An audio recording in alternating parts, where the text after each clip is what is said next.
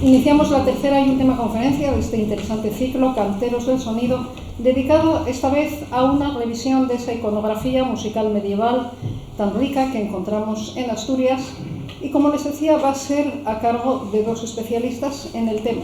Soledad Álvarez, catedrática de Historia del Arte en la Universidad de Oviedo y que ha dedicado una buena parte de su investigación precisamente al románico en Asturias y a la iconografía musical. Y ciñendo, ¿sí? Iconografía musical, no.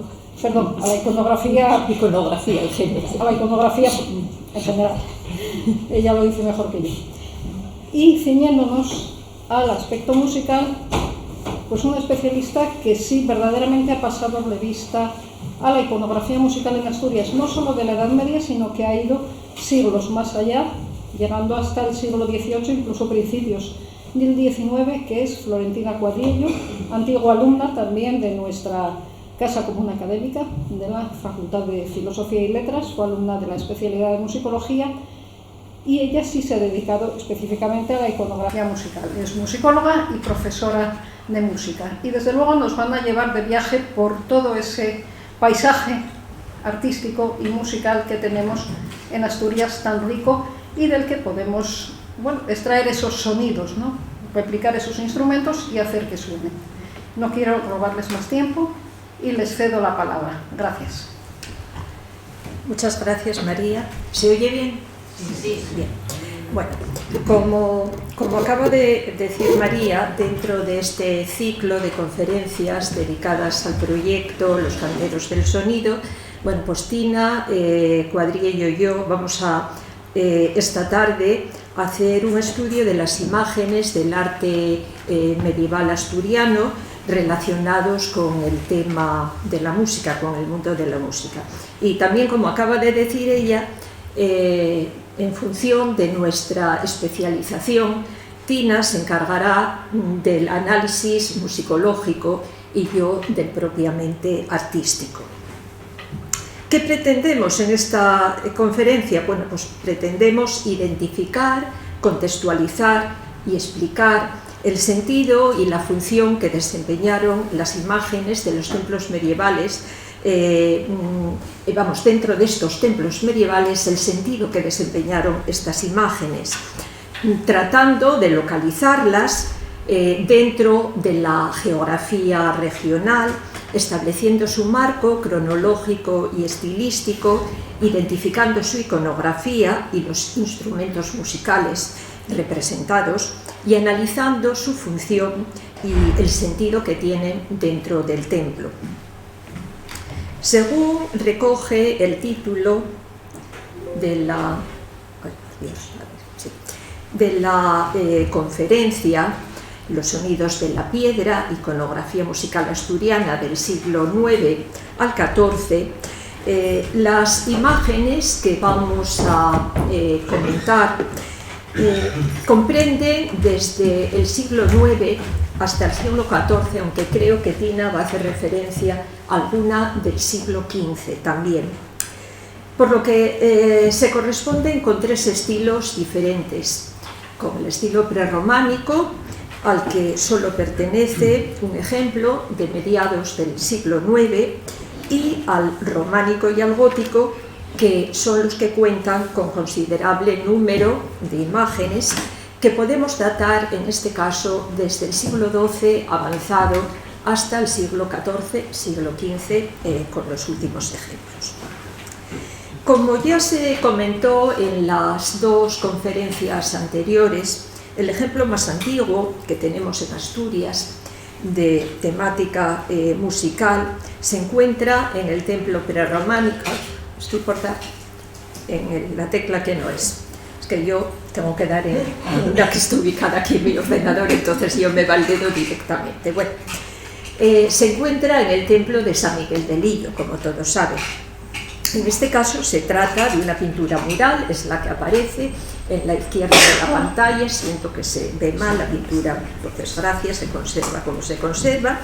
En este caso, bueno, pues eso, se trata de una pintura mural que está realizada al fresco, que se ubica en el muro oriental de la nave sur, la única la nave que de la única nave que se conserva junto al porche, y que junto con la otra pintura que está situada también en la misma nave, pero en el muro meridional, pues aporta e incorpora una novedad muy importante respecto a la pintura de la etapa inmediatamente anterior, de la etapa de Alfonso II, es decir, del Templo de Santullano, y es que por primera vez dentro de la pintura mural asturiana aparece la figura humana, una figura humana que contaba con precedentes en la etapa visigoda anterior. De pintura mural no conservamos nada, pero sí se conservan bien relieves, como el que aparece aquí en la pantalla, en el centro, en Santa María de Quintanilla de las Viñas, y va a tener también consecuentes en la pintura posterior, y concretamente también, como ya se comentó en las conferencias anteriores, en la miniatura mozárabe del siglo X. En este caso pongo un ejemplo del Beato de Valcavado del siglo X, pero en las otras dos charlas se pudieron ver miniaturas de otros beatos de esta centuria, incluso creo que una del siglo XI. La pintura de Lillo ha sido ampliamente estudiada por diversos autores. El más reciente, bueno, pues Lorenzo Arias, que se ha ocupado ampliamente de él, por eso no le vamos a dedicar mucho tiempo. No obstante, Tina va a hacer una breve referencia a la misma. Buenas tardes. La imagen que tienen ustedes a la izquierda es una imagen real que el propio Lorenzo Arias nos facilitó hace tiempo y... ¡Ay, perdón! Eso. Perdón. Decía que la imagen de la izquierda nos la facilitó el propio Lorenzo Arias, bueno, me la facilitó a mí, al Museo de la Gaeta, hace bastantes años, y es el estado bastante deteriorado en el que se encuentra la pintura. Lo que he puesto a la derecha es una especie de dibujo para que se pudiera ver un poco más claramente el instrumento. Como se puede observar, la parte inferior del instrumento no se ve, se percibe una caja de carácter, bueno, de forma ovoide, con un mástil bastante largo. No podemos decir si tiene cuerdas porque las rayas que aparecen por la tabla de armonía en la caja de resonancia del instrumento ocupan toda la caja de resonancia, con lo cual no es una imagen precisamente muy realista. Tampoco tenemos como el final del mástil, como remata el clavijero, con lo cual tampoco sabemos cómo es el clavijero, así que parece que es un ángel músico, eso sí. El fondo está en un rojo bastante vivo, que hace que destaque el resto de la figura, pero en sí el estudio iconográfico del instrumento es muy simple. No podemos tampoco aventurar unas características muy específicas. Además, los laúdes en este momento en Europa y sobre todo en Europa tienen una tipología variadísima. Pueden ser de mástil largo, de mástil corto, más grandes, más pequeños, con el clavijero curvo, con el clavijero recto, con el clavijero hacia atrás. Aquí no podemos decir nada más que tiene el mástil bastante largo y la caja ovoide, poco más. Y eso gracias al dibujo, porque lo que es el estado de la pintura es bastante calamitoso. Ahí lo dejo. Seguimos con el románico. Muy bien. Bueno, pues las siguientes imágenes de temática musical ya se corresponden con el estilo románico y constituyen, junto con las góticas de la catedral, el principal conjunto de representaciones de dicho tema dentro del arte asturiano. Es un conjunto muy nutrido, de gran interés por su contribución, por una parte, que es lo que interesa a este proyecto, por una parte la contribución al conocimiento de los instrumentos musicales del medievo asturiano, y también, sin duda, por la rica información que aportan sobre las costumbres de aquel periodo histórico. Aquí hay dos fotografías aéreas del centro de Asturias para tratar de ubicar geográficamente las imágenes, no todas porque veo que no aparecen las de Gijón y Oviedo señaladas, pero bueno, para ubicar más o menos las que hoy se van a mencionar en esta charla. Fundamentalmente podemos decir que las imágenes de temática musical se encuentran en la zona central de la región. Eso no quiere decir que no haya alguna otra en el oriente de Asturias, que las hay, y en otros puntos que no están señalados aquí. Nos vamos a centrar en las más importantes. Concretamente en templos ubicados en los concejos de Villaviciosa, Sariego, Siero, Llanera. Langreo, el mapa de la izquierda, recoge precisamente el Valle del Nalón, los ubicados en torno al Valle del Nalón, y también en el Valle del Caudal, en Mieres, el de la derecha. Pero también hay ejemplos que vamos a mencionar en Oviedo y Gijón. En la cronología de estos templos románicos, que tienen representaciones de tipo musical, hay que situarla ya en el siglo XII avanzado, más bien segunda mitad, incluso finales del siglo XII y sobre todo en el siglo XIII. El siglo XII es un momento de gran actividad constructiva en Asturias, coincidiendo con la incorporación de las corrientes del románico internacional, que se vieron favorecidas fundamentalmente por el monacato y por la peregrinación jacobea. Estas corrientes internacionales del románico, ese estilo unificado que se difunde en todo el occidente, presenta una serie de innovaciones que transforman el panorama del románico que ya existía aquí en Asturias por evolución del prerrománico, pero suponen la incorporación de nuevas soluciones planimétricas, nuevas soluciones estructurales y sobre todo, lo que más nos interesa para lo que hoy queremos analizar, también la incorporación de un relieve monumental en los principales elementos constructivos de los templos, es decir, en las portadas, en los arcos de triunfo, en las arquerías ciegas cuando existen, arquerías ciegas recorriendo el presbiterio, los ábsides, y también en las cornisas de los templos en el exterior.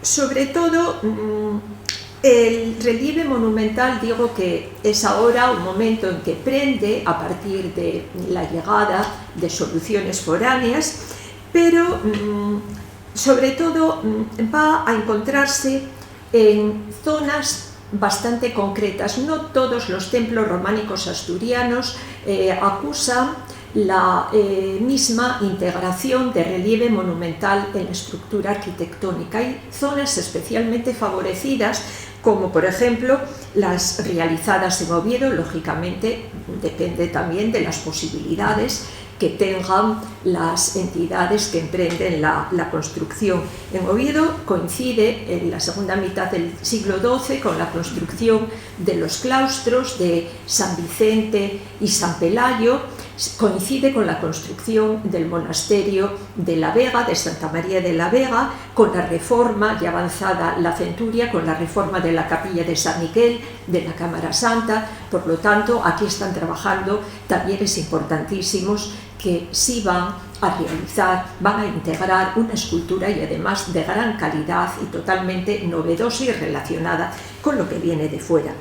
Pero también los principales centros monásticos de la región, los principales monasterios benedictinos de la región, tanto en los templos como en los claustros, ya no puedo citarlos ni detenerme en ellos porque si no, no llegamos a lo que nos interesa, acogen esa escultura, lo mismo que los templos emplazados en las rutas de peregrinación y especialmente en la ruta, en el camino francés que entrando por Pajares, bueno, pues viene a Oviedo, para visitar San Salvador. Y lo mismo ocurre en la comarca de Villaviciosa, unos templos directamente emparentados estilísticamente con los del Camino de Santiago en este tramo que acabo de decir. Además está constatada la participación de los mismos talleres. Bien, pues salvo, a pesar de que estoy hablando de esa importancia de la escultura monumental integrada en los templos, salvo casos excepcionales, también tengo que decir que los programas escultóricos tienen escaso desarrollo en Asturias. ¿Por qué digo esto? Bueno, pues porque en los templos asturianos no hay tímpanos historiados en las portadas, salvo una excepción, que es el que aparece aquí en la parte superior de la diapositiva, de la pantalla. Es el templo de San Juan de Priorio, aquí muy cerca de Oviedo. Es el único que tiene una escultura integrada. Y precisamente los tímpanos son en los templos románicos los que acogen el tema más representativo y el tema principal. De modo que aquí en Asturias el relieve monumental de mayor interés iconográfico se va a localizar en los capiteles de las portadas, en los capiteles de los arcos de triunfo, en las arquerías de los ábsides, ciegas de los ábsides cuando existen, o en los canecillos en el exterior, en los canecillos de las cornisas, tal como se puede ver ahí en el caso que tenemos proyectado de Aramil, y también en el tejaroz de las portadas, como el que vemos aquí de ciaño, el tejaroz que protege y realza la puerta monumental de estos templos. Estas representaciones, como buena parte del imaginario plástico del románico asturiano, se inscriben dentro de lo rural y lo popular. Buen ejemplo son estos relieves, este capitel de la iglesia desaparecida de Santa María de San Claudio, que actualmente se encuentra en el Museo Arqueológico, y esta metopa, que luego se volverá a ver más adelante, de San Andrés de Valdebárcena.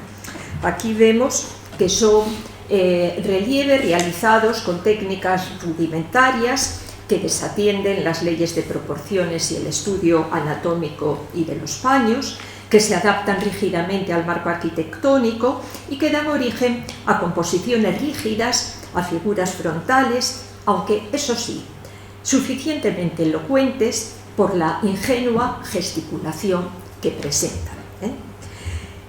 Y no obstante, a pesar de esa ausencia de naturalismo y de responder a un lenguaje reducido de símbolos primordiales, estas imágenes no dejan de constituir un reflejo de las costumbres, creencias, temores y relaciones de los hombres del momento.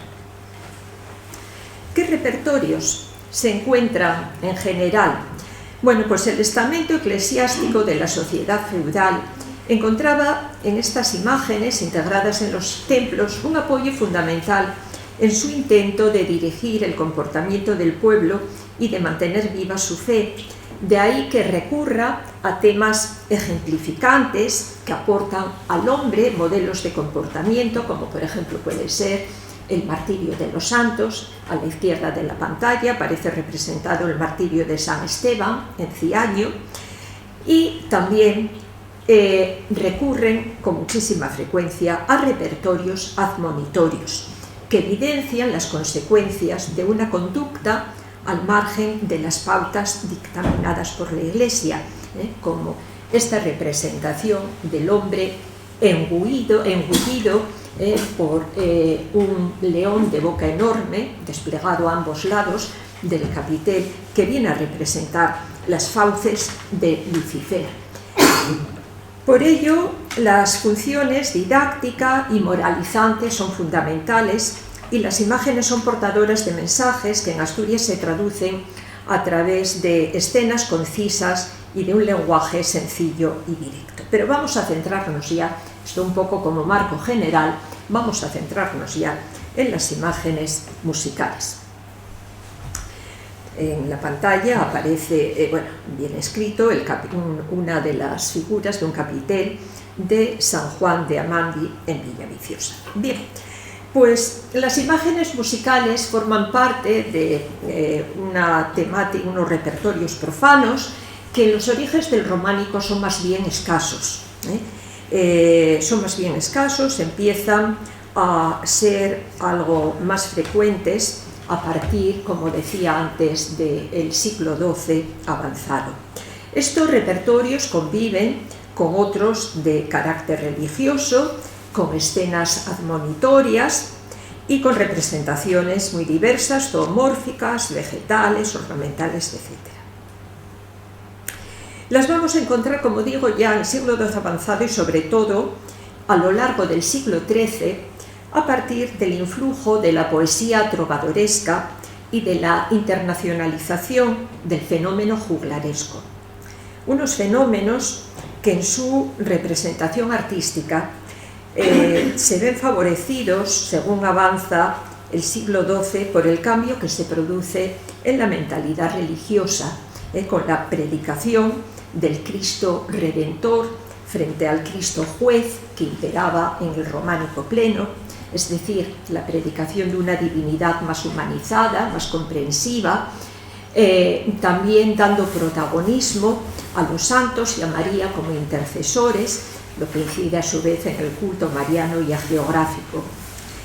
Pero también influye este cambio de mentalidad religiosa en la aparición, en la representación cada vez más frecuente de temas profanos y de la figura de la mujer. Y este es un aspecto que quiero destacar aquí, porque hasta entonces la mujer estaba representada únicamente en el arte a través de dos figuras. Siento que las imágenes no las tenga mejores y más próximas para que se pueda apreciar mejor, pero bueno, las dos figuras que representan a la mujer en el románico pleno son María, la mujer sin mancha, que aparecerá siempre en Asturias, quiero decir, en escenas como la Anunciación o la Visitación, dos escenas que aparecen precisamente en esta portada magnífica. Siento que la fotografía no lo deje apreciar bien, de la portada de Grandas de Salime en el occidente de Asturias. El capitel central representa la escena de la Anunciación. Y frente... vamos a darle atrás.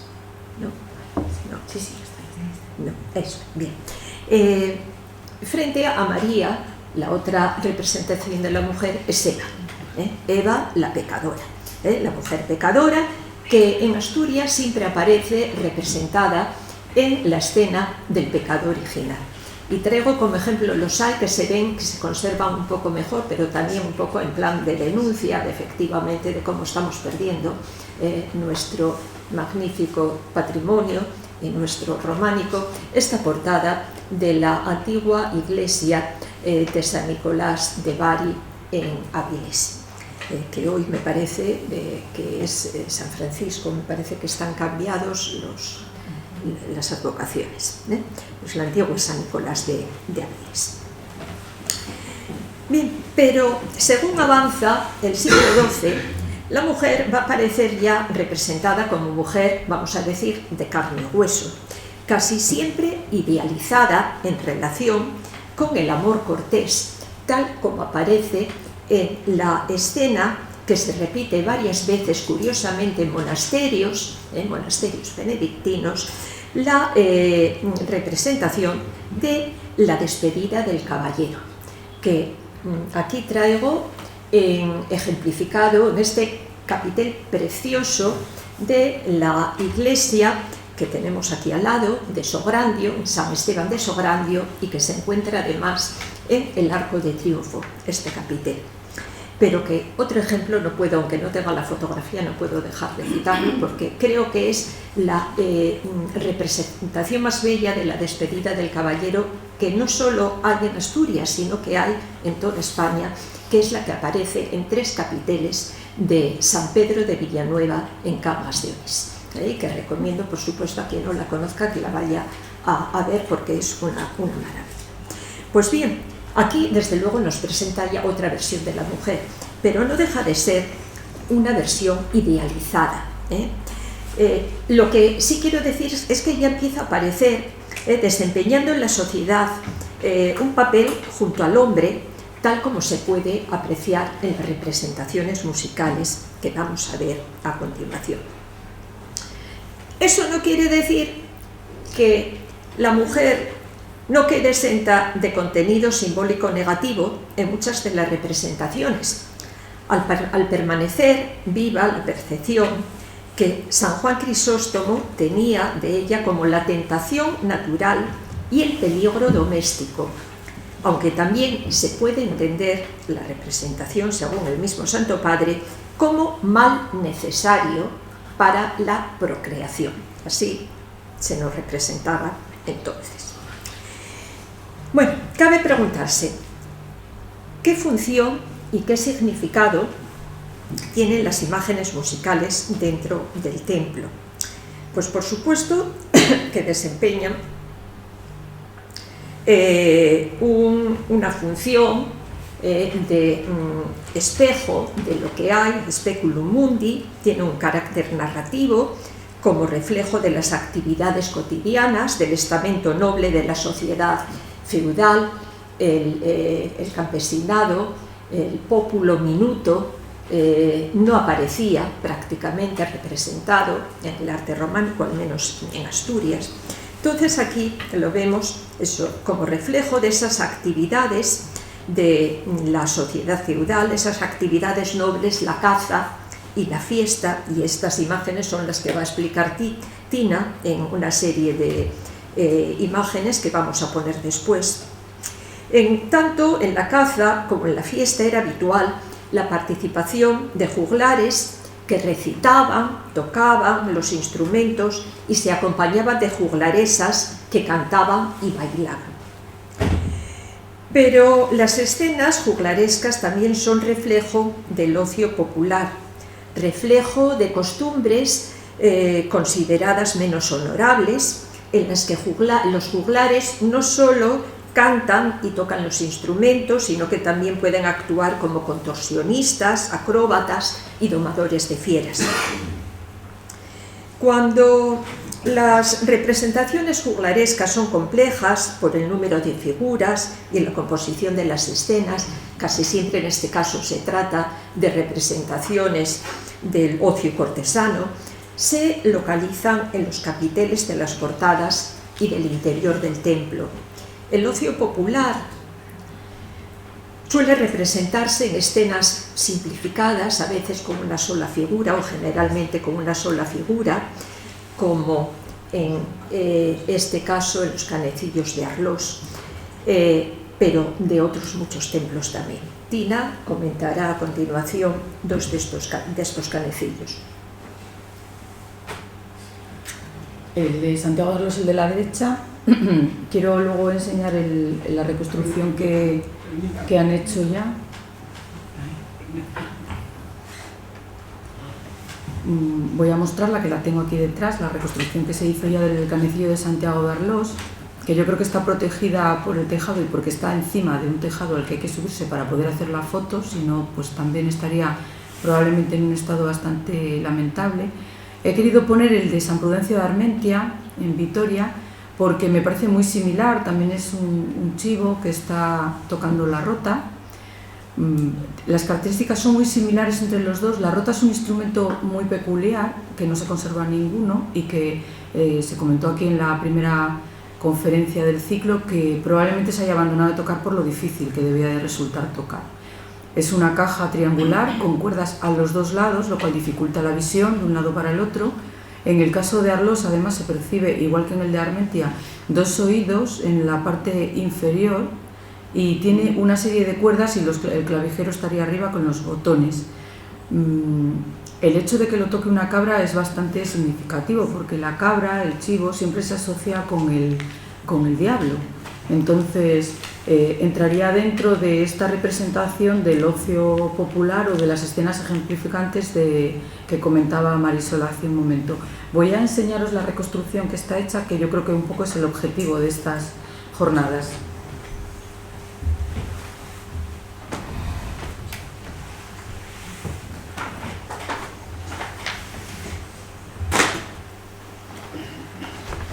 Esto es una representación hecha con impresión 3D del canecillo a escala real. Esto es la posición original. Está pintada, envejecida por la Asociación de Belenistas, y ahora con los colores, bueno, probablemente los colores estén un poco, sería recién pintada, para que nos entendamos. Probablemente estaría un poco menos, serían un poco menos brillantes, pero bueno, la dejo aquí para que podáis observar. Bueno, yo creo que se observa perfectamente tanto los clavijeros como el oído inferior y el hecho de que tiene cuerdas en ambas partes. A pesar de ser una imagen que está concebida para ponerse en un sitio bastante alto y bastante escondido, porque repito que hay que subirse a un tejado para verlo, es una imagen bastante detallada, me parece. La voy a dejar para que se vea porque es un poco el objetivo, ¿no? Que la asociación está organizando un proyecto para que estos instrumentos se puedan construir de forma real, que es una cosa que en otras comunidades ya se hizo hace mucho tiempo y aquí vamos con un poco de retraso.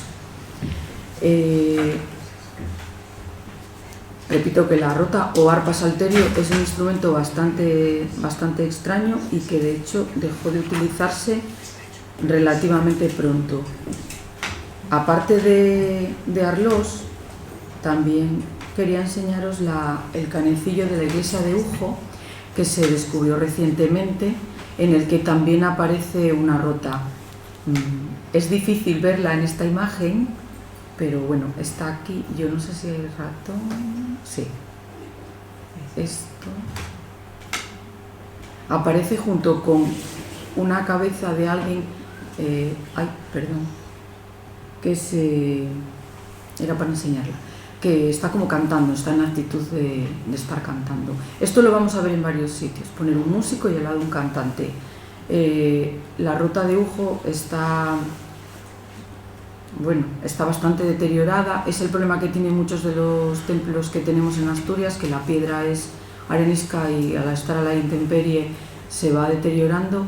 Y bueno, tenemos que, lo que decía Marisol, tenemos que cuidar el patrimonio tan impresionante que tenemos, que de momento no lo estamos cuidando lo suficiente, está claro. Hay una cosa que sí voy a comentar ahora, si te parece, que es que la nomenclatura de los instrumentos musicales en el medievo es muy complicada. Yo intento siempre llamar a un instrumento de la misma forma, pero eso no quiere decir que los demás autores que consulto lo llamen de la misma manera.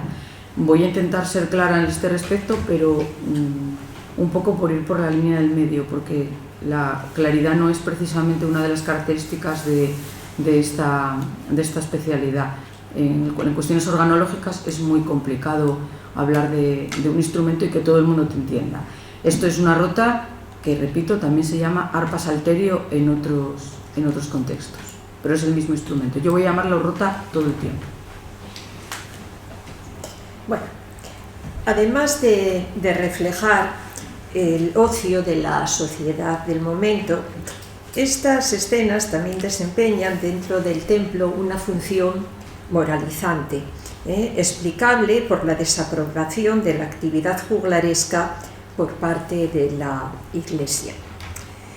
Una desaprobación que se hace especialmente evidente en las representaciones del ocio popular y también en algunos ejemplos del ocio cortesano, cuando los músicos se acompañan de juglaresas, danzantes y de soldaderas de moralidad más que cuestionable, que acompañaban su danza con castañuelas y panderos.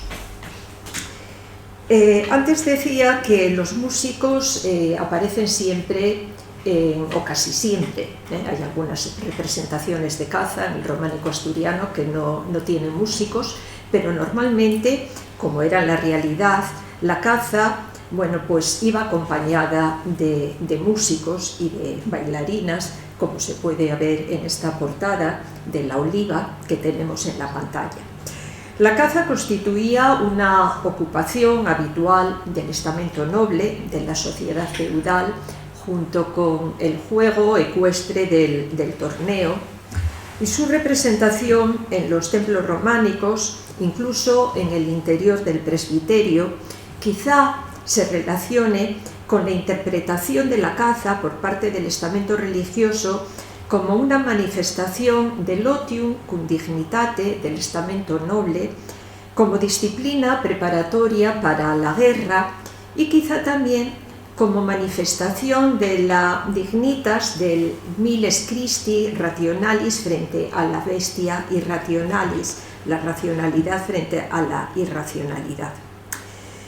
Pero esta interpretación, que es positiva, de la caza, no nos explica la presencia de músicos y bailarinas que van dotados en algunos ejemplos de un contenido simbólico no positivo, como representación del homo ludens y las indignitas mulieris que se oponen a ese hombre racional representado por el cazador. Así parece desprenderse de la escena que tenemos en la pantalla de la montería del jabalí, que está se adapta a los 3 capiteles exteriores de la portada occidental de Santa María de la Oliva en Villaviciosa. Aquí tenemos esos 3 capiteles en concreto, donde las figuras, aunque son toscas y esquemáticas, tocan los instrumentos, moviendo las mujeres sus cuerpos con una gesticulación nefandísima. Es que encontré, no me resistía a decir, porque lo encontré la referencia al movimiento de las bailarinas en un texto que no recuerdo de dónde era, pero me parece precioso, lo de gesticulación nefandísima, que les convierte en iconograma de la seducción lujuriosa. Aquí, tal como está la fotografía, no sé si se apreciará muy bien, pero luego vamos a poner otras que se aprecien mucho mejor, ¿no? Cómo se mueven las bailarinas. Esta intención moralizante queda además realzada al ilustrar el capitel, el último capitel. No vemos el frente, pero lo vamos a ver aquí. Bueno, aquí tenemos el baile de las juglaresas, y en el capitel, que no en el exterior sino en el intermedio, vemos cómo se refuerza ese carácter moralizante al ilustrarse ahí el castigo del pecador lujurioso, puesto que el jabalí al que están cazando está a punto de devorarle el sexo, que está muy explícitamente representado. Bueno, Tina va a comentar los aspectos musicales de los capiteles. La verdad que es una escena bastante completa. En el caso de la Oliva hay varios músicos en la portada, en la parte izquierda de la portada, en 3 capiteles en los que se representan varios músicos que están además muy a la altura de la vista y que refuerza esta visión de querer mostrar algún tipo de enseñanza. En el primer capitel aparece un aerófono. Hay varias teorías, pero después de verlo de frente, de abajo y de los lados, porque eso engaña mucho, hay que verlo desde todos los puntos de vista, a mí me parece que es una gaita. El hecho de que el tubo insuflador o el tubo melódico y el tubo insuflador estén en la misma dirección y prácticamente seguidos no es ningún problema. Eso está representado así también en las cantigas de Alfonso X. Las 2 protuberancias que aparecen a ambos lados del tubo melódico refuerzan la idea de que sería un fuelle. Vamos a ver alguna gaita más, pero no de estas características. La evolución natural de una gaita realmente es esta: un tubo melódico que tiene una lengüeta doble, es decir, hay que hacer fuerza para hacerlo sonar, no es una flauta. Normalmente, antiguamente se utilizaba respiración circular, es decir, la propia boca del instrumentista constituye el depósito del aire y ese aire se insufla dentro del instrumento para hacerlo sonar. El paso natural fue sacar el fuelle de dentro del cuerpo del instrumentista a un fuelle externo.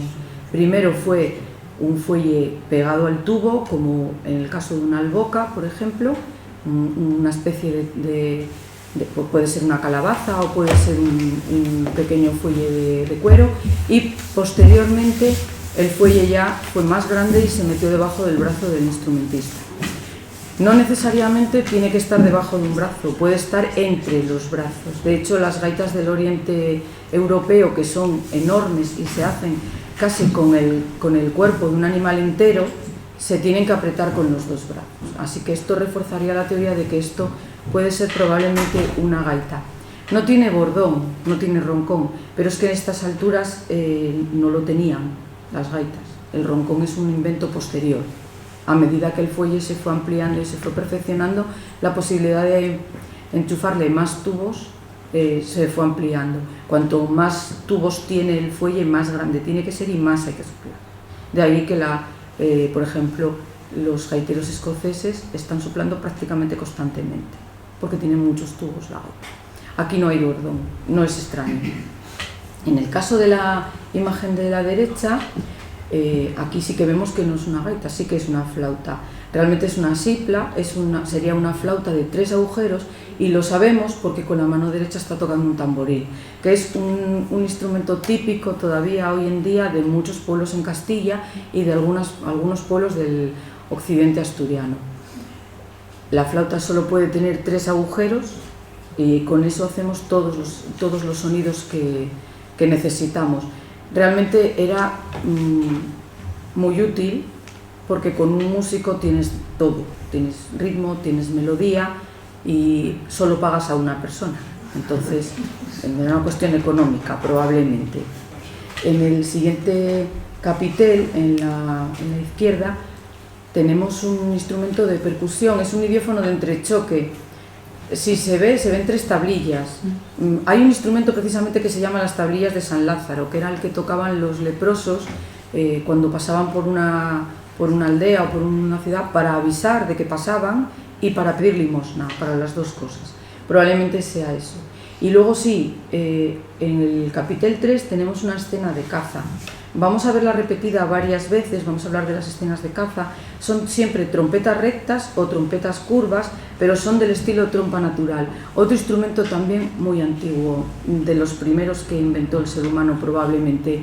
Es muy sencillo, puede ser un cuerno simplemente vaciado, es un tubo sin orificios, con un final en forma de campana, con un pabellón que amplifica el sonido, y que su sonoridad se produce simplemente apoyando los labios del instrumentista y presionando. Es decir, es el instrumentista el que hace el sonido, no el instrumento.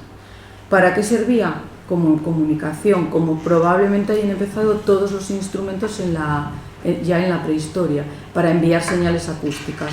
En una montería es fundamental, en una montería en Asturias más fundamental todavía. Aquí los bosques son muy espesos, muy tupidos y no ves lo que hay. Entonces simplemente los monteros no solamente espantaban a los animales para que los cazaran los nobles, sino que además se señalizaba dónde estaban y se enviaban señales de objetivo conseguido. Vamos a ver unas cuantas. Aquí tenemos en San Juan de Amandi precisamente 2 imágenes que están en 2 caras del capitel, en el que se representan 2 trompas naturales. Una es un pelín más recta, la otra es un pelín más curva. Ya vimos anteriormente la de Ciares en Gijón, y hay en San Andrés de Valdebárcena, lo que pasa que no vamos a poner imagen. Dentro de San Andrés de Valdebárcena hay también una imagen de 2 monteros con los cuernos de caza. Sí, me llama mucho la atención, siempre aparece la misma escena: el jabalí, el montero con la trompa y la lanza, que en la mayoría de los casos queda claramente atravesado el animal. No lo están cazando, ya está cazado, ya no hay por dónde, ya no tiene escapatoria. Bien, otra de las manifestaciones festivas del ocio feudal, había dicho al principio, bueno, pues es el banquete.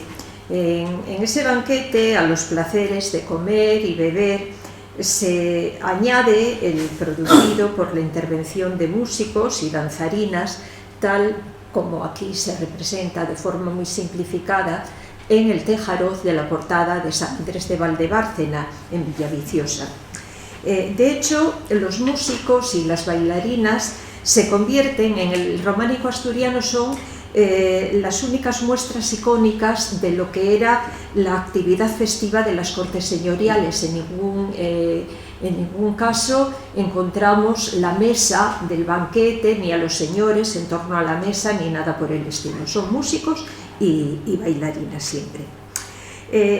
Llama la atención, bueno, en este caso tanto los músicos como las bailarinas son muy esquemáticos, pero realmente estas, las juglaresas, quedan con frecuencia limitadas a la condición de simples imágenes signo que evidencian su profesión por la gesticulación y la posición de los brazos y en ocasiones de las piernas. Aquí son unas pierninas muy cortas que tampoco se aprecian gran cosa, pero sí los brazos. A través de los brazos se están sugiriendo el movimiento de danza. En las representaciones festivas, los acróbatas y contorsionistas acompañan a músicos y danzarinas, y especialmente lo hacen en el contexto de la fiesta popular, y eso es lo que encontramos muy repetido en los canecillos de los templos, de las cornisas de los templos.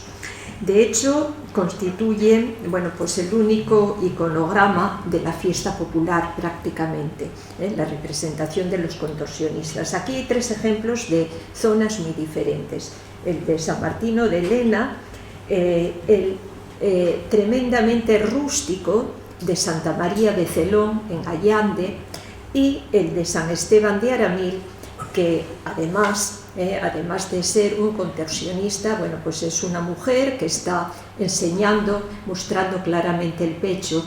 Es una de esas escenas, bueno, pues que alude a la sexualidad, al erotismo, que tanto se repiten en los canecillos de los templos románicos. Estas figuras de contorsionistas constituyen la manifestación más elemental del ocio popular, una manifestación que salta con la postura invertida del contorsionista, la alteración del orden establecido, es decir, la elección de la errónea dirección elegida por quien actúa conforme a los dictados del instinto. Unos dictados que acostumbran a dirigir el comportamiento festivo del ignorante populo minuto, cuyo talante jocoso, cuyo talante transgresor sobre todo se manifiesta en el carnaval, y quizá buena parte de estas escenas de los canecillos estén haciendo alusión precisamente a eso, el carnaval popular. Tina seguirá comentando ejemplos de la fiesta, de los músicos en las fiestas cortesanas, fundamentalmente yo creo que son estas. De todos los templos que vamos a enseñar ahora, el más significativo es el de San Sondamandi en Villaviciosa, donde hay 2 capiteles, aparte del que mostré antes de los 2 cuernos de caza, hay 2 capiteles en el ábside consecutivos que tienen unas cuantas imágenes musicales. Hay que incidir en el hecho de que esta pareja que estamos viendo aquí, que es vihuela de arco, repito, la terminología es complicada, podemos llamarla vihuela de arco, podemos llamarla fídula, podemos llamarla viola medieval, y el pandero cuadrado o redondo se repite en unas cuantas ocasiones. No solamente en este templo, por eso he querido darle cierta unidad a la exposición, sino en otros templos de las mismas características. El caso de las vihuelas están tocadas por hombres, se ve por la falda un poco más corta y por el pelo suelto, y en el caso de las mujeres en el caso de los panderos membranófonos, está tocado por mujeres. Se suele ver en prácticamente todos los ejemplos cómo llevan el pelo recogido, llevan toca, barbuquejo, llevan un brial y un ceñidor, es decir, las características propias de las mujeres de la época, para que resulte bastante evidente. En el caso de este capitel que he mostrado, bueno, en la parte izquierda, la parte central y la parte derecha, las vihuelas son bastante rudimentarias las dos. queda muy claro las cuerdas y sobre todo los que tienen 3 cuerdas, porque se ve perfectamente por el clavijero que tiene 3 botones. Los arcos que vamos a ver son siempre muy esquemáticos y colocados encima del instrumento, que nos impiden saber qué tipo de puente tendría. Y en el caso de la derecha, lo que sí se percibe al final es un cordal en forma triangular, que en el caso de la izquierda se percibe un poco peor, aunque también está ahí. Estos, bueno, al lado del de la izquierda hay un contorsionista también, no sé si, bueno, es que esto como hay que hacerse a la idea, está con es también una posición a veces bastante, bueno, se ve también en el central, porque ya digo que van seguidos. Es una imagen un poco curiosa, porque a veces se ponen boca abajo y en los pies ponen una máscara para engañar al espectador, ¿no? Era una de las escenas teatrales. El pandero está muy cuadrado, no tiene ningún tipo de rebaje en las esquinas, lo cual sería poco realista en caso de que fuera un pandero hecho de verdad, de piel, porque se estropearía. Pero veremos cómo hay alguno que sí que está rebajado. Y lo único, estos capiteles suelen ser bastante simétricos, tienen un eje de simetría, que en el caso de los panderos se rompe para ponerlo en un lateral. Vamos a ver panderos a la derecha y panderos a la izquierda. Eso no quiere decir que los músicos sean ni zurdos ni diestros, simplemente es para adecuarse al marco y romper esa simetría, ese eje simétrico que tienen los capiteles. Esto es Amandi, el capitel 1. Un poco más de cerca, pero no voy a extenderme con esto. La pareja vamos a verla en varias iglesias. Y este es el capitel 2. En el capitel 2, lo que decía, en una cara hay un pandero redondo, está tocado por una mujer, en la otra hay un pandero cuadrado también tocado por una mujer, pero se pone a ambos lados simplemente para adecuarse al marco. Y en la cara frontal hay 2 mujeres. Una está cantando, tiene las manos así, está cantando. La otra tiene un instrumento muy difícil de escribir organológicamente. Para algunos autores es un órgano, por los tubos. Para otros es un campanólogo, serían tubos cilíndricos. Y para otros es un salterio, sujeto por los laterales y con la parte frontal, la parte superior redondeada. Realmente no se ponen de acuerdo. Por lo visto hay algunas imágenes europeas que refuerzan la teoría del salterio, pero yo no he conseguido ver ninguna. Entonces no puedo tampoco asegurar que esto sea un salterio.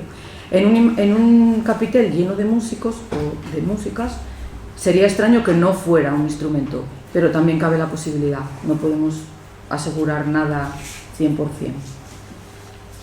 Aquí están lo mismo, un poco más cerca.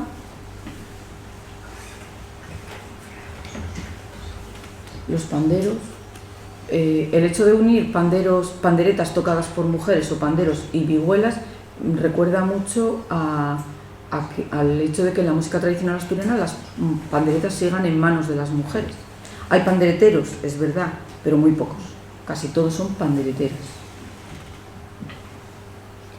Esta misma pareja la podemos ver en Santa Eulalia de la Lloraza, también en Villaviciosa, está en el interior, en el ábside también. He puesto un dibujo ahí, ya sé que es muy esquemático y un poco infantil, pero bueno, ayuda a ver un poco. La caja es piriforme, recta en los costados, el mástil es prácticamente una continuación, tiene 2 pequeñas entalladuras, 2 oídos al final y 4 cuerdas que vemos porque tiene 4 botones en el clavijero, circular también como los anteriores, no hay novedad. Sin embargo, el pandero cuadrado, que también está tocado por una mujer, que se nota perfectamente en la cabeza y en los pliegues que hace el vestido, es un pandero que tiene los lados rebajados, como sería mucho más lógico teniendo en cuenta que es un armazón de madera con piel alrededor. Si los costados los hacemos con una madera muy recta, es donde rompe, y eso actualmente se hacen con la madera un pelín rebajada. Es muy original, a mí me parece muy original el peinado del del caballero, como le el pelo a los lados y tiene un poco de flequillo, dándole un aspecto un poco más natural que lo que veíamos hasta ahora. En Aramil, que era la imagen anterior, la vihuela está bastante destrozada, se vislumbra muy poco, está muy alto, pero lo pongo más que nada para que se vea que de nuevo la pareja pandero cuadrado vihuela aparece representada una vez más en el arte románico asturiano. La cabeza de la que probablemente fuera una mujer tocando el pandero ha desaparecido por completo, y el pandero sí que aparece con las dos manos desde abajo, pero tenemos que tener en cuenta que esta imagen está así, no la vemos de frente, la vemos así. En San Esteban de Ciaño, bueno, esto lo pongo también un poco, como dice Marisol, un poco de denuncia para ver el estado lamentable y ruinoso en el que se encuentra esta portada. Cuando yo hice las primeras fotos para el proyecto de investigación, a las segundas fotos, que habían pasado un par de años, ya se había deteriorado, así que ahora que pasaron 20, prefiero no saberlo, sinceramente. Esto está en la portada exterior, al agua, al frío, al aire, es arenisca, está completamente destrozado. Hay lo mismo, un saltimbanqui, una mujer que probablemente esté tocando un instrumento de percusión que no vemos, y una vihuela también. Sabemos que es una vihuela o una viola de arco porque está apoyado en el hombro. Cuando están apoyados en el hombro izquierdo, como todos los que hemos visto hasta ahora, se dice que lo tocan a la manera europea. Si estuviera apoyado en la rodilla sería a la manera morisca, digamos. En el capitel de la derecha el instrumento sería una vihuela también, solo se ve el arco, y el músico que está a la izquierda tiene como una especie de platillos en la mano. Son dos ocrótalos, es una cosa complicada también, pero probablemente fuera un instrumento de percusión que tiene pegado al pecho. El que está al otro lado está cantando y tiene una mano puesta sobre el instrumentista, que es un detalle como para integrar la escena. No sé si se ve aquí. Es un detalle que a mí me parece muy bonito del cantero que lo hizo, para darle naturalidad y expresividad a la escena. La iglesia de San Esteban de Ciaño es una iglesia moderna, pero conserva dos portadas románicas incluidas en el templo. Santa María de Llugás, en Villaviciosa, también tiene las imágenes dentro. Esta iglesia, si no me equivoco, pues igual me equivoco, no, sí, me equivoco. En esta iglesia hay un capitel en el interior que tiene dos instrumentistas también, una vihuela de arco y un pandero cuadrado. Yo lo siento porque se ve bastante mal. El capitel es el central, he perdido el ratón, aquí. Los instrumentistas están a este lado y a este lado. Aquí, sería la cara lateral derecha, se ve un pandero cuadrado tocado por una mujer, y en el otro lado está la vihuela. El pandero cuadrado se ve mucho peor en la imagen que voy a poner ahora, pero la vihuela se ve bastante mejor. Es una caja piriforme, el clavijero está bastante estropeado, por lo que no podemos saber las clavijas que tiene. Sí se ven dos oídos y el arco encima. Sabemos que es un hombre, y al lado tiene una figura que no se sabe lo que está haciendo. Tiene las manos, no está ni en actitud de cantar, es que aquí no se vislumbra, pero no está en actitud de cantar, tiene las manos hacia abajo. No conseguimos saber qué iconografía qué mensaje iconográfico puede tener. Y el pandero cuadrado, que lo siento que aquí está cerca, pero se ve fatal. Bueno, aquí un poco más. Y la última, Santa María de Narzana, que esta iglesia se quemó durante la Guerra Civil, está reconstruida en parte, no se ve mucho, y esta imagen no va acompañada del membranófono como en las que vimos anteriormente. Simplemente es la vihuela de arco, que está en bastante mal estado también, y son unas imágenes que están completamente metidas entre decoración de vegetaciones. Casi tiene tanta importancia la decoración que está alrededor como las propias imágenes. Lo de la izquierda es una mujer que tampoco está en actitud ni de cantar, ni de rezar, ni de tocar nada, y lo de el que toca la vihuela es un señor. Por último, San Claudio, que ya la vimos antes, en el que la imagen de la derecha probablemente esté tocando un instrumento musical que no hay, que no podemos ver, probablemente fuera una vihuela, y la mujer que está tocando el pandero, que como ven tiene un pandero pequeño, una mano enorme, y el pandero lo está tocando arriba del todo, como si, bueno, para que se viera bien, simplemente. Y con eso, hasta dentro de un rato, acabé. En San Antolín de Bedón, que es un monasterio que está también cayendo, lo cual es una pena. También hay una pareja de vihuela y pandero, que se ve fatal y que por eso no he puesto la imagen, pero que también aparece la última, esa pareja tan significativa dentro del románico asturiano. Bueno, ya vamos muy mal de tiempo, ya vamos pasadas de tiempo. Únicamente yo voy a simplificar muchísimo la breve referencia al gótico para pasar directamente a las imágenes. Las imágenes que va a comentar Tina se localizan en la catedral, datan en su mayoría del siglo XIV, aunque va a hacer una breve referencia a algunas del XV. Las representaciones son bastante numerosas, las representaciones musicales.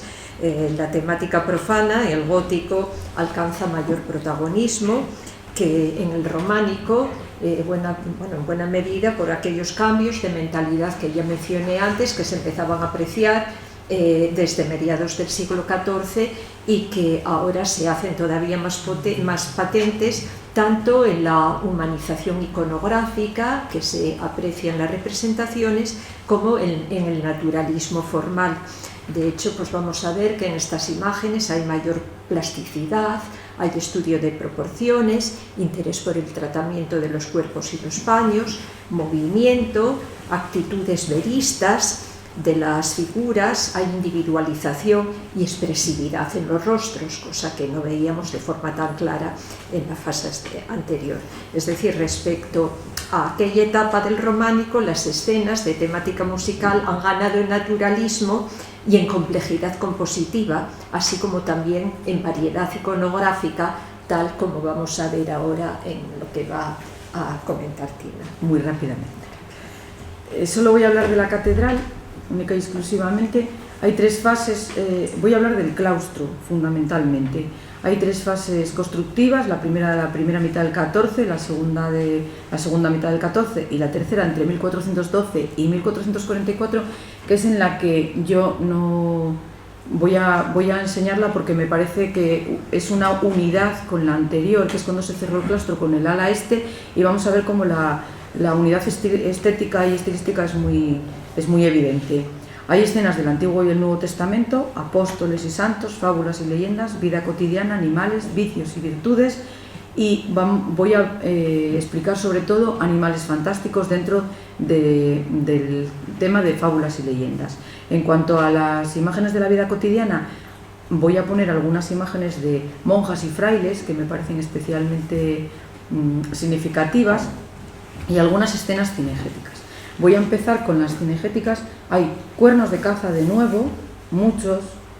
Aquí hay uno que está en manos de un animal fantástico. Aquí hay otro que parece pertenecer a la típica escena de la caza del león, que lo pongo para que se vean los pliegues del montero, cómo estaban pintados de blanco. Una trompa recta. Ahí a la izquierda, no sé si se percibe bien, es que estas imágenes son complicadas. Aquí uno muy deteriorado, que por lo visto, yo tengo mis dudas, pero bueno, está tocando un cuerno, y el cuerno que se ve detrás, igual es el carcaj que llevaban los monteros con las flechas. Y este último que lo pongo porque me parece precioso, es un ángel trompetero, tocando una trompeta recta para la resurrección de los muertos, y ahí tenemos un muerto resucitando, saliendo de su tumba, que me parece una imagen muy divertida además y muy bien hecha. Y por último voy a enseñar fuera de las escenas que quiero comentar, el campanil. No, 14. Lo que se ve en la esquina es una vihuela de arco, lo que se ve o se intuye, y justo debajo está esa rueda que es un campanil, encima hay un cáliz también. Esa rueda que lo hemos comentado Soledad y yo, que es típica en muchas iglesias de Castilla y León, pero aquí es muy difícil de ver. Es el campanil que toca el monaguillo durante la consagración, en el momento en que tiene que indicar que Cristo se hace presente. Es una rueda llena de cascabeles por dentro y por fuera, que normalmente está elevada y se puede tocar tirando de una cuerda colgada de un lateral. Aquí es muy difícil de ver, sin embargo está representada en la catedral, en el claustro. Aquí están las escenas que decía de vida cotidiana, de ocio, y son monjes, ¿vale? Y monjas. Las monjas bailan, los monjes tocan instrumentos. El de la izquierda, el primero, está tocando un salterio, que no tiene las cuerdas esculpidas, un salterio típico que tiene 2 entalladuras en la parte inferior, la posición es una mano por abajo y la otra por encima, al lado se vislumbra una imagen bailando, que probablemente fuera una monja. Hay otro instrumento, pero es muy difícil de determinar. Después, un cordófono pulsado, que aquí empiezan los problemas terminológicos de nuevo. Yo a este instrumento lo llamo cedra o cítola. Es lo mismo. Enfrente de otro que vamos a ver después, que es lo que yo llamo una bandurria. Tiene un mástil muy corto, 4 cuerdas y una mujer bailando al lado. En el siguiente puede verse también una vihuela de arco bastante destrozada en manos de un monje, y también al lado una dama danzando, que probablemente es una monja. Y por último, en el último, otra cítola que tiene caja, aquí se ve un poco mejor, bueno, luego se va a ver bastante mejor. Es una caja escafoide con 2 entalladuras laterales, los hombros rectos y caídos, y cuya característica más peculiar es que las 2 manos están desde abajo del instrumento. Se toca, Manuel, como es un experto, sabe lo que estoy diciendo. Se toca con plectro, es decir, con púa, y la vamos a diferenciar de otro instrumento porque la tapa posterior sería recta, mientras que la bandurria, la tapa posterior sería abombada. Bueno, ahí lo dejo, nada más. He puesto monjas y frailes porque coincide que de esta época hay un edicto de la Iglesia que dice que los monjes y las monjas no deberían de participar en las fiestas paganas ni bailar, lo cual quiere decir que lo hacían, obviamente. Bueno, vamos a la primera. Esta fecha me he dado cuenta después de que está mal, es la segunda mitad del siglo XIV. Es el muro este de la arquería ciega del claustro. Lo que voy a enseñar ahora son capiteles que están muy, muy altos, mucho. Eso sí, están bastante estropeados, pero el nivel de detalle de los canteros, la verdad que es espectacular. Este primero, son todo animales fantásticos. Mezclan torsos humanos con la parte inferior de animales. Los animales son bastante variados. Hay pezuñas de caballo, garras de león, las colas pueden ser de caballo, de león y de reptil, y las patas también pueden ser de reptil. Este primer grifo tiene una vihuela de arco. De la vihuela queda nada, la caja del final, piriforme y un poquitín del arco, nada más. El siguiente tiene un salterio en el cual las cuerdas son muy evidentes y en la misma posición exacta que el que vimos anteriormente. Aquí sí que se ve la cola de reptil perfectamente y la pata también de palmípero. Los costados también redondeados, es muy similar al que vimos anteriormente.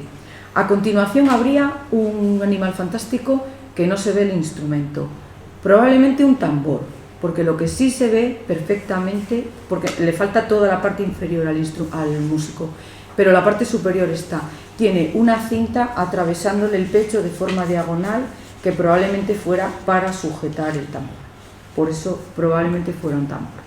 El siguiente está tocando una flauta bastante largo, es una especie de león, tiene una flauta bastante larga, un pelín ondulada, con las manos al revés de lo que tocaríamos hoy en día, la mano derecha está arriba y la mano izquierda abajo, cuando lo normal sería así. Ahora los canteros eran canteros, no tenían por qué ser músicos, y no tiene boquilla, con lo cual tampoco podemos decir, no se ven los orificios. Bueno, aquí.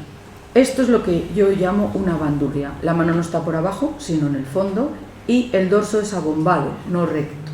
La caja es piriforme, el clavijero es hacia atrás, pero no se percibe bien, y lo que sí se ven son esos dos oídos redondos a los lados y las 4 cuerdas bastante evidentes. El instrumento es bastante pequeño también. El siguiente instrumento es una gaita, se ve perfectamente, yo creo. Hasta el cantero ha tenido el detalle de ponerle los flecos todo por abajo y una pequeña cabeza de animal tallada en el engarce del tubo melódico con el fuelle.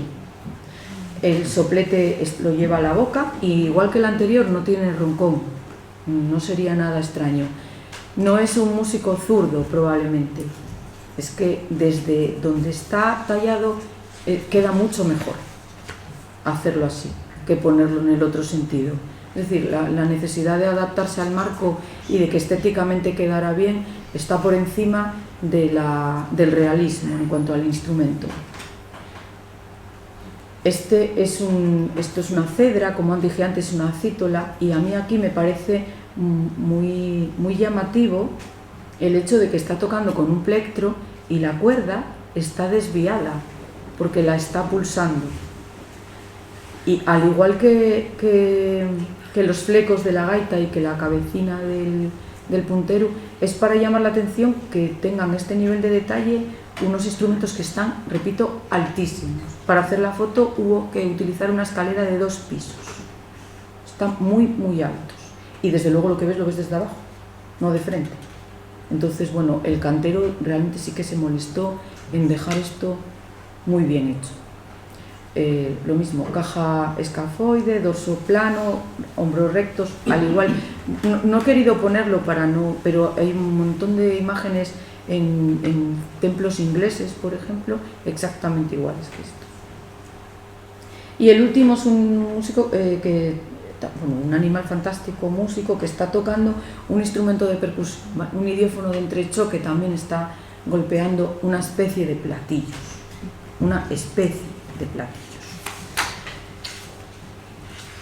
Bueno, en el otro, y ya para terminar, el otro capitel que también tiene varios músicos es la arquería ciega del muro este, que es de la primera mitad del siglo XV, pero para que veáis que es una continuación de estas imágenes.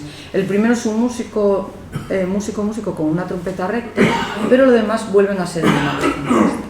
Este es de nuevo es un grifo que está tocando. Bueno, es que luego creo que tengo imágenes mejores. Está tocando un instrumento de percusión. Parece que no tiene mano y que la mano es la continuación del instrumento. Se percibe un cordal, unos tensores alrededor, y probablemente fuera una especie de pandereta. En llanes lo llaman pandorium, tiene mango. A veces lo tocaban dando una baqueta con la mano derecha. En este caso lo que tiene es sonajas.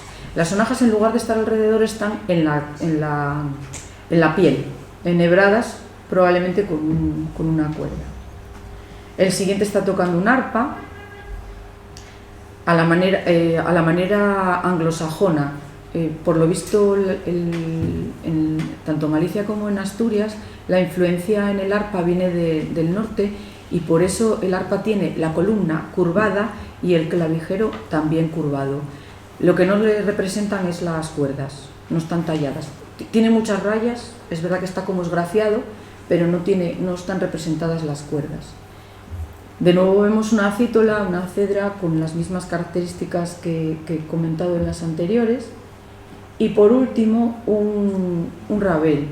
Este no está tocado en el hombro, sino hacia abajo. Tiene el dorso redondeado, y por eso yo quería poner unas imágenes un poco más grandes. El arpa, la cítola y por último la vihuela o rabel. Yo, cuando lo tocan hacia abajo, yo intento llamarlo rabel siempre. Se ven las cuerdas, no se ve el clavijero, el arco es muy rudimentario, pero sí que se ve como tiene cerdas, eso sí que se percibe, y lo más bonito de todo es lo que llaman en Caleao el restiello, que es el cordal. Puede ser que tuviera tapa de madera con el cordal calao, que tuviera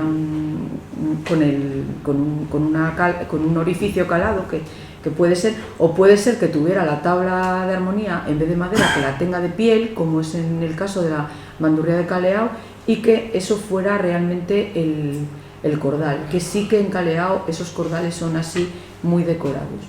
No lo sabemos, no tiene botón, por lo tanto probablemente fuera la tabla de armonía fuera de madera, por ese detalle. Y bueno, ya para terminar, esto es lo último que voy a comentar.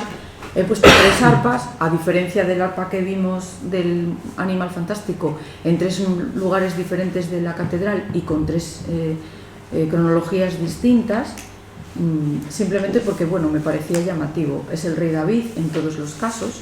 En el primero la imagen está torcida adrede para que se vea el arpa que está. A ver, sí, he vuelto a perder el ratón. Aquí. Esto es el arpa. Es una arquivolta, con lo cual he torcido yo la imagen, estaría en horizontal. Aquí tenemos de nuevo al rey David en la capilla del rey Casto. En estas dos la columna es bastante recta y el clavijero también, y la caja de resonancia es muy pequeña, muy delgada, aunque en el caso del rey Casto la tapan los pliegues del vestido y tampoco podemos saber exactamente cómo era. Y en el caso del último es un poco menos curvo, el clavijero parece que está partido en 2, pero es simplemente una licencia estética, las cuerdas se ven claramente y sí que está dorada toda, es una visión un poco arcaizante porque aunque el retablo del altar mayor es renacentista, esta figura está aprovechada de un retablo anterior, del baldaquino de un retablo anterior que se desmontó y se aprovecharon estas figuras. Esta figura también está torcida. He puesto yo así para que se vea el arpa, pero en realidad es en el otro sentido. Está arriba del todo el retablo, se ve muy mal y muy lejos. Y con esto, como nos hemos pasado mucho de tiempo, pues ya no atorollamos más a nadie. Nada más. Espero que haya quedado más o menos claro el panorama en estos siglos. Y de la sillería, que es lo que nos faltaría por comentar, es del siglo XV. Lo dejamos para otro momento.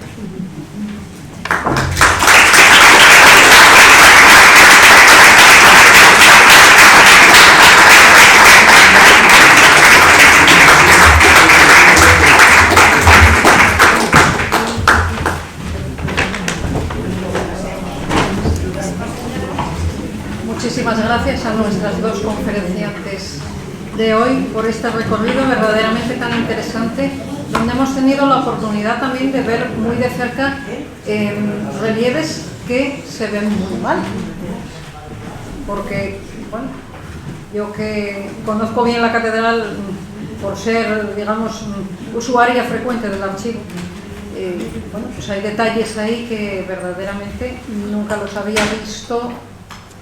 Y creo que es muy de agradecer precisamente esta conferencia por esta posibilidad que nos ha dado de apreciar cosas que podemos estar pasando por delante y no nos damos cuenta de ellas verdaderamente. Entonces, ha sido una revelación en muchos sentidos, yo creo. Y también por la calidad de las fotos, aunque ellas digan que les gustaría que fuesen fotos mejores. A todos nos pasa eso, ¿no? Siempre queremos, todo puede mejorar. Pero, con cosas que a lo mejor están tan ocultas a la vista, creo que podemos estar muy contentos. Por eso yo se lo agradezco mucho. Si alguien tiene alguna pregunta.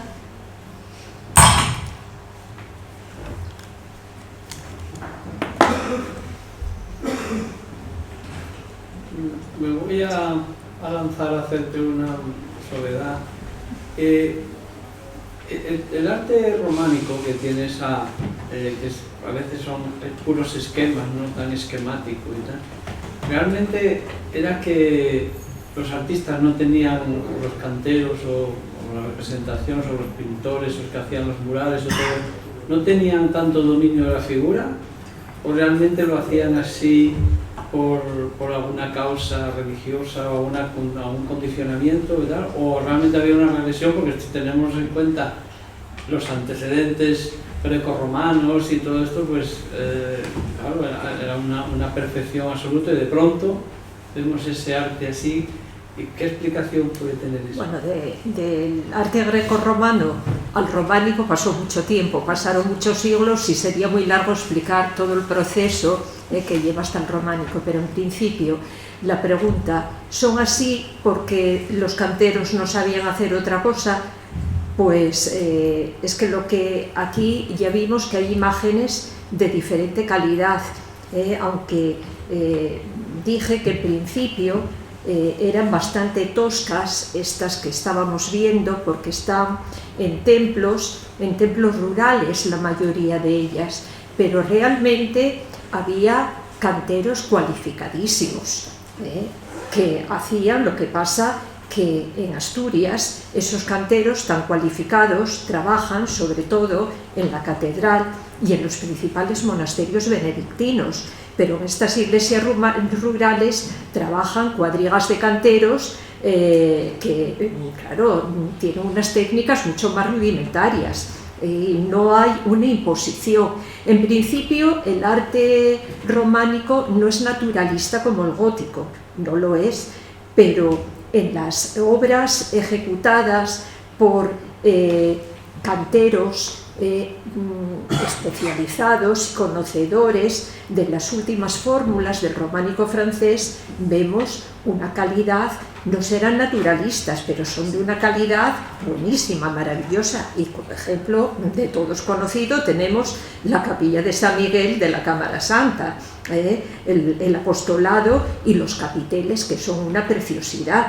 Y ahí no podemos hablar ni mucho menos de técnica rudimentaria. Depende de las posibilidades económicas que tenga el centro, la parroquia que encarga, o el monasterio que encarga la ejecución de la obra, para contratar a cuadrillas de canteros mejor formados, o a estos canteros populares que van desplazándose de un lugar a otro y te hacen lo que pueden.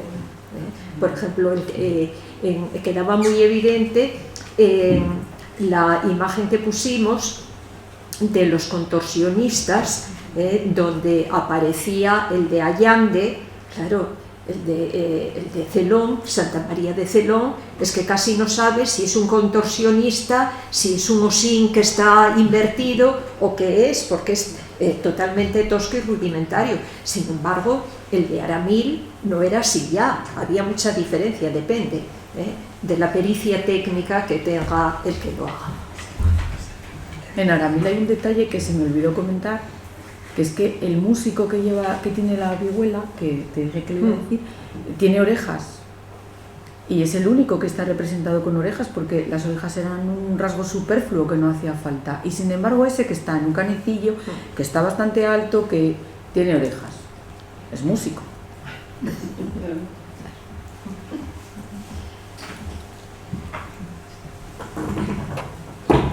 Sí, yo tengo un comentario para Tina. Me llamó mucho la atención el otro canecillo, el de Armentia, el de la cabra con la rota. Claro, evidentemente eso, el chivo, el macho cabrío, como lo queramos llamar, la referencia al diablo es evidente, pero desde luego esa cabra es más diabólica. Sí, la de sí, Armentia sí. Tiene, dice, sí, este es el diablo. La cabra esta de Arlos es como más tontona, ¿no? Sí. Como más inocentona.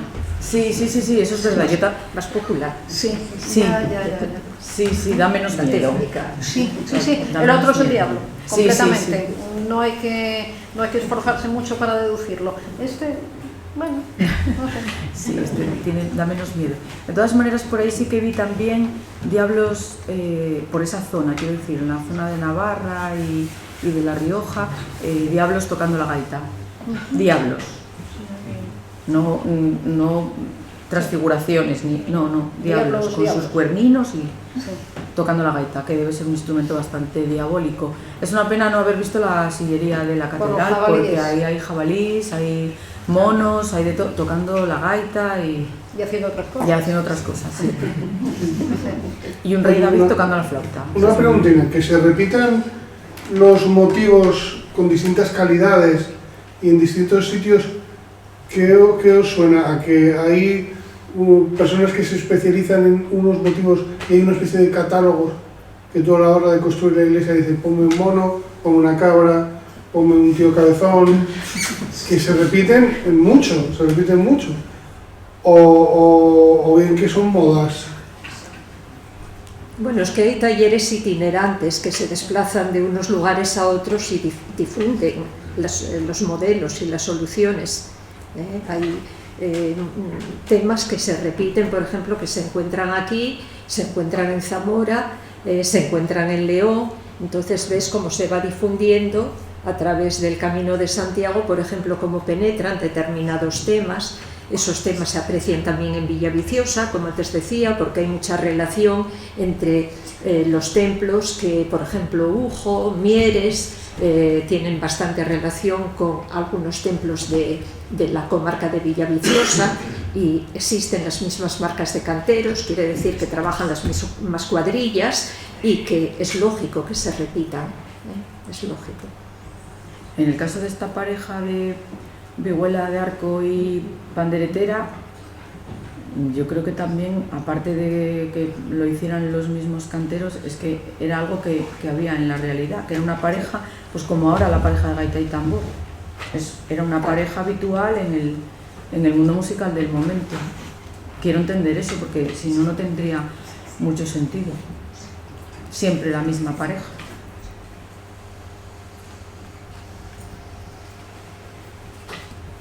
¿Alguna pregunta más? Bueno, pues gracias por la asistencia. Muchísimas gracias y disculpas porque nos alargamos mucho.